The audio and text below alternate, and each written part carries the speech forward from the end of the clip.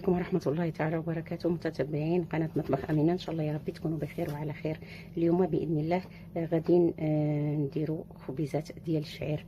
خبيزات ديال الشعير اللي غنحتاجوا فيهم 400 غرام ديال الشعير، غنحتاجوا فيهم 100 غرام ديال الطحين فينو، 100 غرام ديال دقيق أبيض، وغنحتاجوا فيهم 100 غرام ديال البلبولة. ها هي فزقها أنا في الماء حار، يعني الماء سخون شويه بزاف او ماء فاتر. وغنحتاجو طبعا هنا عندي 15 غرام ديال الخميره، عندي معلقه ديال السكر، وعندي الملح على حسب الذوق. وطبعا غنحتاجو هنا البلبوله، لا هي اللي غادي نقرصو بها، نبسطو بها العجينه. وطبعا غادي نحتاجو الماء، ولكن كميه الماء عندي ما معروفاش لاننا هنا ديجا حاطه الماء على البلبوله، من بعد نقول لكم شحال خدينا. وعندي هنا زيت زيتون، غنحتاجو تقريبا 3 ديال المعالق. هنا غادي نبدا وغادي نحكي لكم على هاد. هنا عندنا طبعا هنا في الكويت ما كنلقاوش هنا لا الشعير ولا البلبوله ولا طحين الشعير ولا حتى شي حاجه، ما كاينش هنا. واللي كنلقاو الشعير كيعطيوه طبعا الحمام ولا تعطيوه الغنم هنا ولا، فحنا كنجيبوه وكنغسلوه، يعني قصه كفاح، وكنشفوه وكنطحنوه في مولينكس، ومن بعد كنطلع منه البلبوله وكنطلع منه شويه ديال الطحين، وكنبقى يعني فيه شويه ديال التمر. غادي ندير هنا النواشف كيف شفتوا، غادي نحطهم سميتو يتخلطوا، ومن بعد غادي نرجع ولا غادي نخلطهم انا بحال هكا. هنا نخلطهم مع بعض باش غادي نزيد عليهم هذيك البلبوله اللي مفزقه. ايوا قلت لكم غادي نحكي لكم قصه الكفاح مع الشعير. هنا عندي واحد صاحبتي قالت لي انتي دابا كديري خبز ديال الشعير، علاش ما تبيعيش؟ انا ما كاينش، وبزاف الناس اللي ما تيقدروش زعما غادي يجيبوا يديروا هاد الطريقه اللي كديري نتيا وطحنوه باش يحصلوا على خبيزه ديال الشعير ياكلوها، بيعي.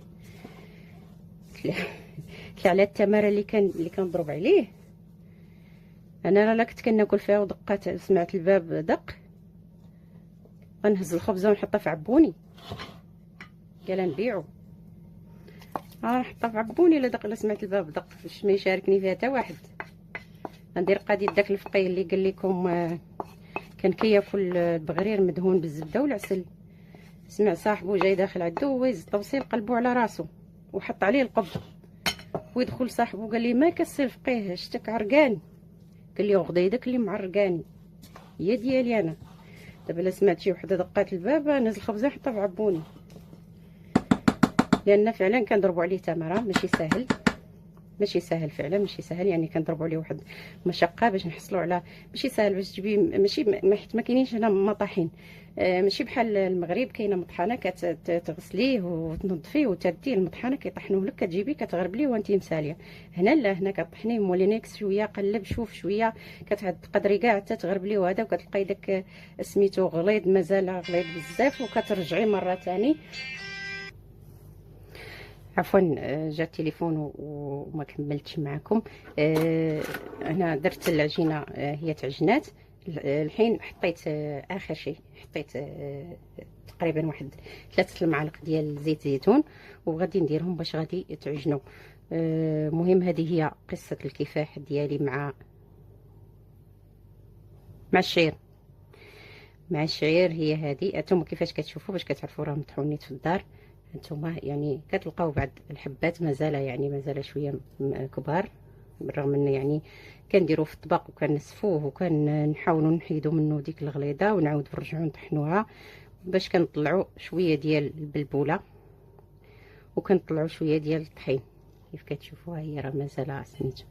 المهم يعني كنضربوا فيها تماره وماشي سهله، يعني باش تصاوبي في الدار باش تحنيه في مولينكس، ومولينكس كعرفتوها صغيره كتاخذش يعني بزاف.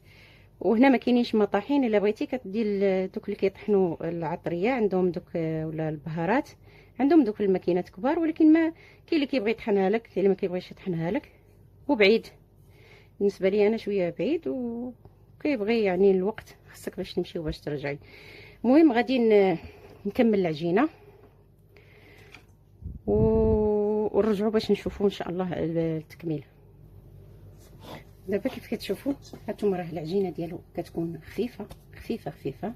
احتاج خدا ليا تقريبا واحد 600 غرام ديال الماء، 200 غرام كنت نقعت فيها هذيك البلبوله، و400 غرام باش عجنت هنايا. خدا تقريبا 600 غرام ديال هيا. دابا غادي نغطيو عليه تيخمر وغادي نرجعو نكملو. الحين بعد ما خمرات عندنا العجينه، غادي ناخد شويه ديال الزيت، غادي ندهن به اليدين لان العجينه خفيفه.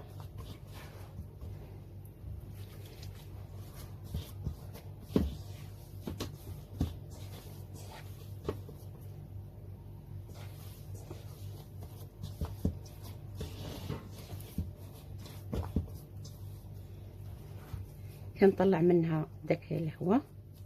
كيف كتشوفوا راه العجينه خفيفه كيف كنقول.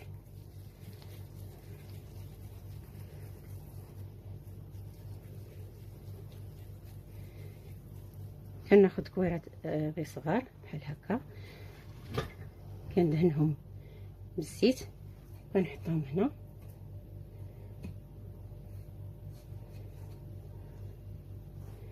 هاهي انا غادي نكمل الكميه اللي عندي ومن بعد نرجعو باش نبسطوه. الحين بعد ما كورت الخبيزات اولا العجينه اللي عندي، طلعت ليا 13 خبيزه. معليش هما ما قادينش، ماشي مشكله يعني شويه كبيره وحده كبيره وحده صغيره، ولكن عادي. يلا هنا كنقول البنيات يلا نوضوا الحادقات، جدو خبيزه ديال الشعير.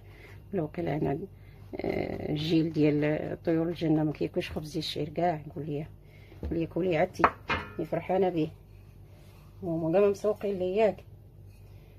تقول لك ما نعجن ما ندير خميره تيجي حبيبي وجيب كوميره. ها تيجي حبيبي جيب كوميره. ها شو ها هي ما كان نديروهاش بزاف. المهم تيجي حبيبي ويجيب كوميره. كنقول لها حبيبك راه الكوميره مطلعه لي الدم قبل ما يتزوجك، شبعان كوميره وباط السرديل. لو وقيله ما بقاش بواط السرديل ياك. قولي هذاك كان في العهد ديالك انتي بواط السرديل.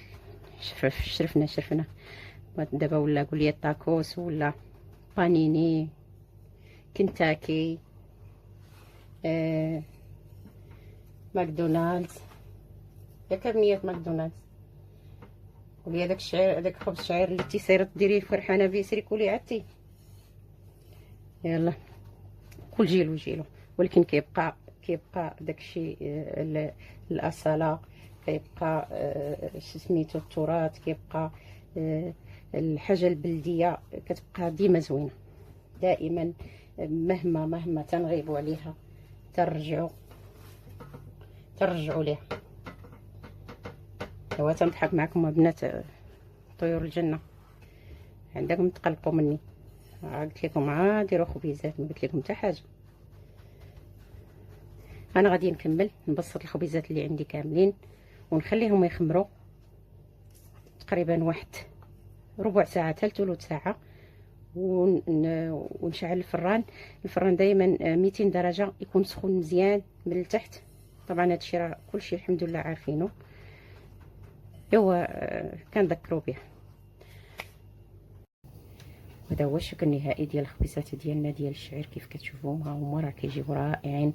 صح كنضربوا عليهم شويه ديال التمره، يعني فعلا كاين واحد الكفاح، لان ما عندناش هنا الشعير دقيقه الشعير ولا عندنا البلبوله ولا هادشي ما كاينش طبعا. ولكن يعني كيستاهلوا التعب، كيستاهلوا ديك المغامره وديك الكفاح اللي هو كنكافحوا باش نوصلوا لهاد الخبيزات هادو. نتوما هنا كيفاش كتشوفوا هما خبيزات كيجيو عندنا. ان شاء الله يكون التصوير واضح. هما كيجيو خبيزات رائعين، كيجيو احسن من ديال الزنقه. طبعا اي شيء ديال البيت راه كيكون احسن من ديال الشارع. وهذا هو الشكل النهائي ديالهم. طبعا كنقدموهم مع العسل، مع زيت الزيتون، مع الزبده بلديه، مع يعني كيتقدموا مع بزاف ديال الحوايج. هذا هو الشكل النهائي ديالهم. ان شاء الله يا ربي يعجبوكم، وبالصحه والراحه. وما تنسونيش اللايك والاشتراك للقناه، وشكرا لكم بزاف.